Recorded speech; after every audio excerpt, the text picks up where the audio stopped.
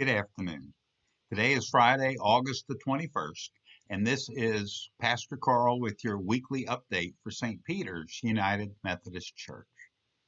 As the number of COVID-19 cases in our state continues to increase, we continue to wait to resume in-person worship here at the church. A large factor in this decision is the rising numbers in Carteret, Craven, and Onslow counties, which affect our community directly. Dr. Larry Lawrence on our COVID-19 task force is watching these local numbers closely, and he's advising us from a medical point of view. And we are, as a committee, devoted to prayer on this matter so that our decisions that we're making are based on both medical science and spirit. God has given us the gift of faith, but He's also given us the gift of reason.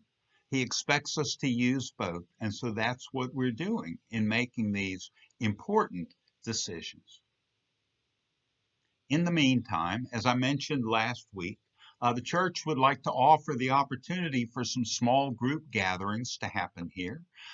Please contact the church office if you are interested in attending either a prayer circle or a Bible study, and I'll be leading either or both. But let us know your interest, and I'll get something started. I understand fellowship is important to us as a people, especially in this time of restrictions on social gatherings. Please understand we will have to hold attendance to a small number. So again, if you would get in touch with us and let us know if you wish to attend either a small prayer circle or a Bible study gathering here at the church, let us know and we will be back in touch with you. Jude Levermore is the head of mission for the Methodist Church in Britain. And Levermore wrote a piece about what the church needs to do or is called to do during this unprecedented time of pandemic. And this is what Levermore has to say. Believers need to undertake a spiritual assessment to what is God calling this church or this chapel at this time. I believe the Spirit might be asking us to be brave, to not cling to the old, but to be the pilgrim people of the moment. Let's be a people of vision. Let's not long to get back to normal. Let's see what God might do if we allow ourselves to be led somewhere new. Let us be generous and gracious to one another. Let us allow different churches and chapels to make the decisions they need to make without pressure to get on with the usual, allowing instead time for them to consider the leading of the Holy Spirit. Let us remember the wonderful words of Charles Wesley's hymn, O Thou Who Camest from Above.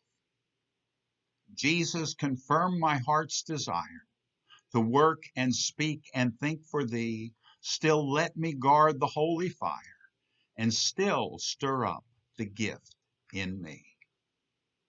Our calling is to respond in love and service to the needs of our communities. We are grateful to our sisters and brothers around the world who hold us in prayer as we hold them. And we should not be afraid. As Paul writes in 2 Timothy chapter 1, verse 7, for God has not given us a spirit of fear, but of power and of love and of a sound mind. Levermore's piece leads me to ask the question, what are we called to be as a church during this time? A group that comes to a building and gathers on Sunday mornings and then goes our separate ways? Or a people that responds in love and service to the needs of our communities, no matter what might stand in our way?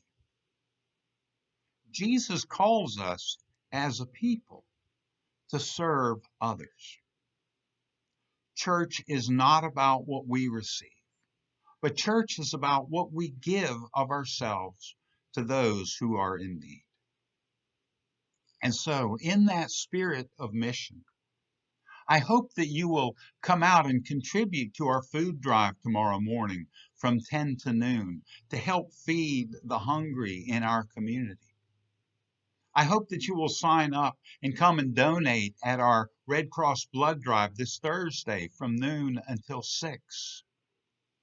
And I hope that you'll feel led to help contribute to our school supply drive, which is running through September 1st here at the church to help the children in our community.